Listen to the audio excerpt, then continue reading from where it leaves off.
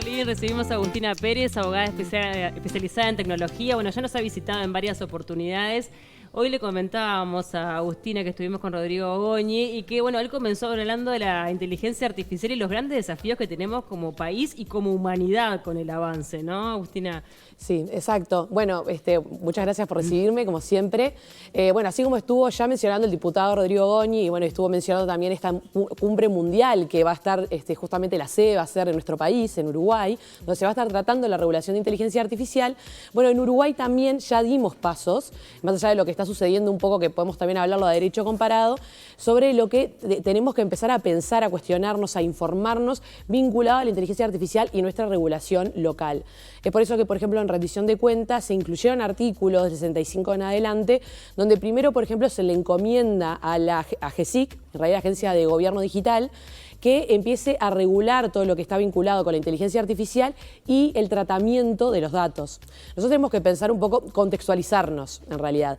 ¿Por qué empezamos a hablar de inteligencia artificial? Bueno, cuando hubo esta explosión de lo que es la inteligencia artificial generativa, por ejemplo ChatGPT, que es que básicamente nosotros podemos hoy por hoy todos acceder de manera igualitaria a esta tecnología que tiene un poder muy grande. ¿Por qué? Porque genera contenido por sí sola.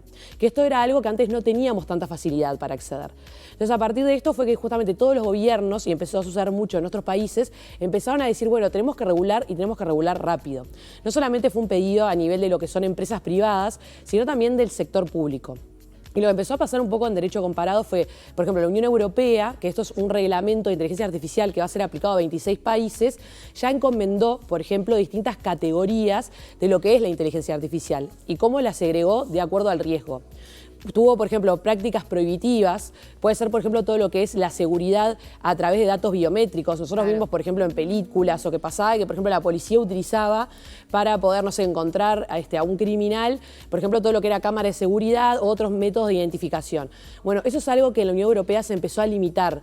¿Por qué? Porque en realidad podía afectar a los sectores vulnerables. Esto significa, por ejemplo, evitar sesgos, por ejemplo, raciales o étnicos o situaciones similares que en realidad el algoritmo por sí generaba esa discriminación. Claro. Otros son los de alto riesgo. De alto riesgo, por ejemplo, se puso el sector educativo. Todo lo que tiene que ver con los consumos básicos, por ejemplo, agua, electricidad. Todos esos se pusieron dentro de lo que son algoritmos de alto riesgo. Para luego pasar a categorías medias, como es, por ejemplo, de riesgo mediado o moderado, que puede ser los que utilizamos, por ejemplo, para los chatbots, estos son de comunicación, sí, y luego los que son de riesgo leve, como que son los simples algoritmos, por ejemplo, de recomendación cuando vamos a utilizar, por ejemplo, una plataforma de streaming. Todo esto enfocado desde un punto de vista, porque de repente el ChatGPT, cuando ya compromete a la educación en la generación de textos que el estudiante no está, en definitiva, absorbiendo, se vuelve un riesgo grave también, ¿no? El hecho de que cualquier alumno pueda fingir que está construyendo conocimiento o está adquiriendo conocimientos que en realidad no. Bueno, es que es un cambio de paradigma en muchísimos sectores. Desde, por ejemplo, como bien mencionás, la educación. La educación tenemos que plantearnos, por ejemplo, qué rol o cómo vamos a dar la participación de esta inteligencia artificial. Por eso se puso como de alto riesgo, pero además también empezar a pensar, bueno, cómo podemos encontrar remedios a esta enfermedad, por decirlo de alguna manera, y ya se trabajó en algoritmos que lo que hacen es detectar cuándo se está utilizando inteligencia artificial. Claro. Y esto es algo también que se mencionó mucho a nivel regulatorio. Tanto en países asiáticos como en otros sectores, lo que se hizo fue empezar a obligar a las empresas que justamente utilizan este tipo de software o de algoritmos a que tengan alguna especie de marca de agua o de forma de que el usuario pueda identificar si se utilizó esta inteligencia artificial. Y para el sector de educación justamente es uno de los que hay que darle prioridad, claro, para poder justamente demostrar si fue utilizado por los alumnos o no. Ahora, ¿qué tanto se puede llegar a detener este avance? Sabemos que la tecnología por lo general se impone y después aparece la ley regulatoria. ¿Cómo hacemos como para poder acompasar todo esto que en realidad es...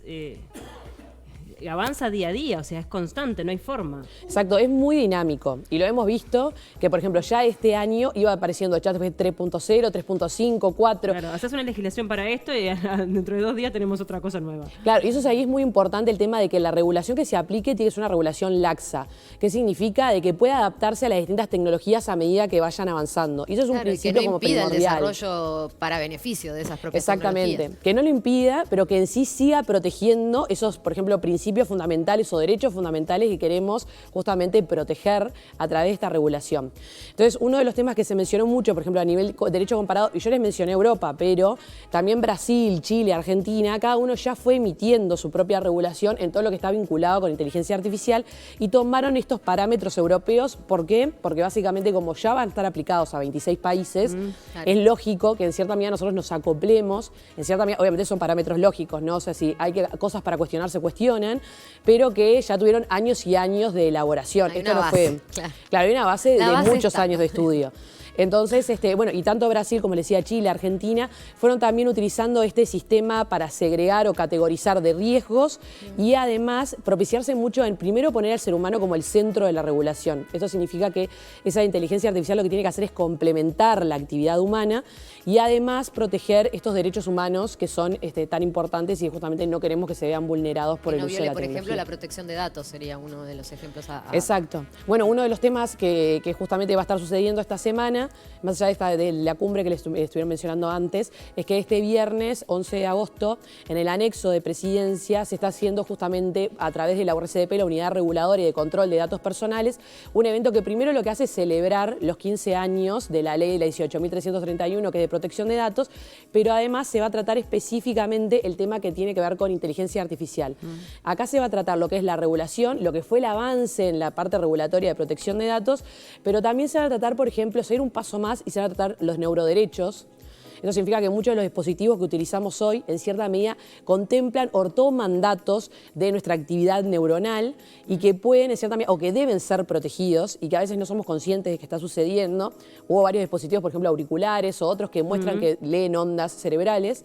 Y bueno, y también vamos a estar viendo la parte de delegado de protección de datos, entre otros temas, todos vinculados justamente a lo que tiene que ver con la protección de datos personales. Ahora, como para bajar un poco a tierra todo esto, ¿en cuánto tiempo puede, a ver, uno sabe que esto ya está instalado y que no hablamos de futuro, sino que hablamos de presente, pero ¿en cuánto tiempo puede llegar a estar instalada la inteligencia artificial en estos parámetros en el mercado laboral, por ejemplo, de trabajo uruguayo?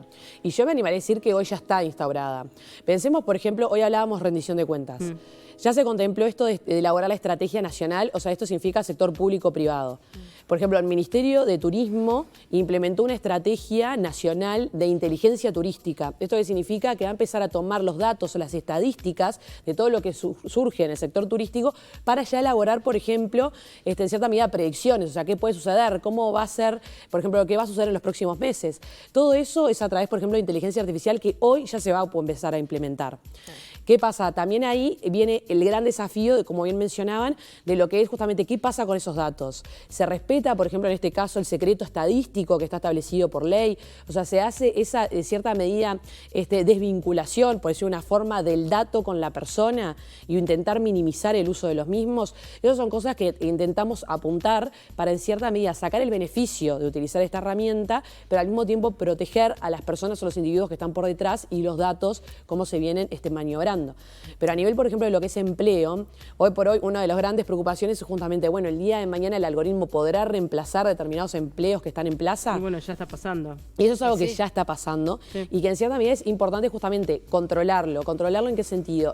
Como les decía al principio, ese principio que justamente empezó a impulsar la OCDE y bueno, la UNESCO de poner a la persona como, al ser humano, como primordial, por decir una forma, lo que es la regulación de inteligencia artificial. Que sea en función del ser humano la inteligencia artificial y no como comentábamos, ¿no? Que una noticia hace poco tiempo justamente en un centro de experimentación de inteligencia artificial con robots, que uno de los robots se volvió contra los propios científicos que estaban allí, justamente por las conclusiones que sacó el algoritmo con respecto a las capacidades de esos científicos. Entonces, bueno, parece de ciencia ficción, pero tú lo decías, hay una preocupación por el avance de la inteligencia artificial en términos generales, ¿no? Que el avance que hace prácticamente con sus propias capacidades. Exacto. No, y eso que mencionás es muy importante, porque a veces cuando hablamos de inteligencia artificial, como bien mencionamos al principio, hay muchos tipos de inteligencia artificial. Claro. O sea, está como que la básica que intenta, en cierta medida, imitar el cerebro humano, por decir una manera, pero hoy por hoy, por ejemplo, y esta generativa, que es la que nosotros vamos entrenando, le vamos dando contenido, y el día de mañana se piensa en una inteligencia artificial que va a actuar por sí sola. Claro. Y esa es la que tenemos que estar, en cierta medida, preparados para poder controlar. Sí, para poder dominar justamente y bueno, y que no nos juegue en contra en definitiva, ¿no? Y somos los proveedores de la inteligencia, los creadores y los proveedores, así que estará también un poco en qué es lo que se le da para que esa inteligencia artificial continúe creando el resultado final también. Ahora, pensaba un poco en el tema de los datos, de que hoy por hoy los datos terminan siendo como lo más valioso, en definitiva, los países más poderosos son los que tengan capacidad de recabar mayor cantidad de datos, ¿no? En diferentes tipos de estadísticas a nivel internacional. Ese es un tema muy interesante que planteás y que justamente está la polémica de lo que nosotros llamamos la gobernanza de datos.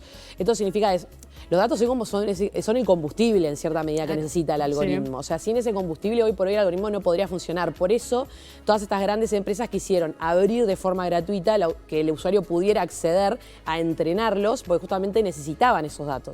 Hoy los datos que están en el dominio público, por si una manera, son fáciles de acceder y hay muchísimos riesgos. Uno es la desinformación, eso significa que la información sea verídica o sea real.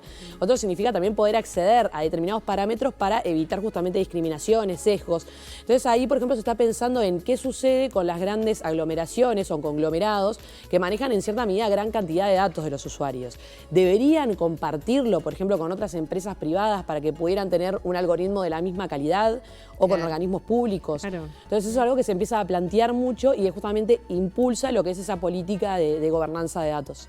Sí, que además los datos hoy por hoy es muy fácil poder adquirirlos, ¿no? O sea, cualquier persona que tenga un poco de capacidad a nivel de informática puede adquirir datos, bueno, a través de las redes sociales. O sea, hoy es muy sencillo y todo se basa en eso, ¿no? Sí, totalmente desde de lo acuerdo. Comercial, desde quien te quiera vender hasta, bueno, quien te quiera mandar qué hacer. Muchas veces nos dicen solo el término, ¿no? Inteligencia artificial y nos da como un pánico que no queremos ni hablar del tema porque nos parece que no vamos a entender, que es muy tecnológico. Pero bueno, llegó el momento un poco del baño de realidad, de decir, tenemos que entender de qué se está tratando y cómo protegernos frente a eso porque está presente en nuestra vida cotidiana, ya no es una cuestión de los laboratorios de la NASA, ¿no? Claro. No, por ejemplo, pensaba, las cajas rápidas de los supermercados es inteligencia artificial. Exacto. No, es que la inteligencia artificial hoy por hoy está en nuestro celular. Es inteligencia artificial. Sí. Claro, en realidad estamos todo el tiempo conectados o en cierta medida en comunicación con un algoritmo. Lo que pasa es que depende de la complejidad que tiene en cuanto a la programación me refiero y por otro lado la complejidad en cuanto a los datos que maneja.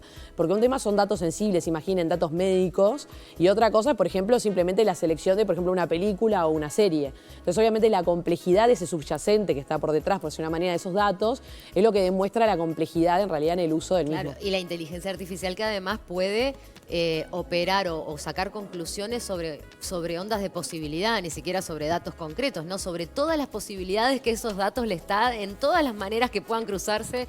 Realmente nos explota la cabeza a veces cuando hablamos de este tema, pero bueno, ya está en nuestra vida cotidiana. Exactamente. Exacto, y ahí es esa la importancia justamente de minimizar esos datos, que va a ser uno de los temas que se va a estar tratando justamente el viernes, de buscar esos beneficios, pero con la menor cantidad de datos posibles. Bien, entonces, bueno, son grandes desafíos. Recordemos, este evento es el próximo viernes. ¿Es abierto a todo público para la gente que quiera participar? De repente hay personas que están del otro lado y dicen, me gustaría interiorizarme un poco más, o también de repente están metidos en el área y quieren participar. ¿Pueden hacerlo? Pueden hacerlo, pueden ingresar a gub.uy, a la sección de URSDP, y ahí van a poder ver la agenda del evento primero, porque es un evento que está todo el día, y además ya pueden ingresar al registro y, bueno, participar del mismo. Bien, buenísimo. Bueno, por más información, entonces, ¿cómo era la página web, me dijiste? Está en la página de gub.uy y ahí dentro de esa sección, dentro de AGESIC, URSDP, pueden ingresar a la agenda del evento y ver justamente los registros. Perfecto, Agustina, muchísimas gracias como siempre. No, gracias a ustedes. Gracias.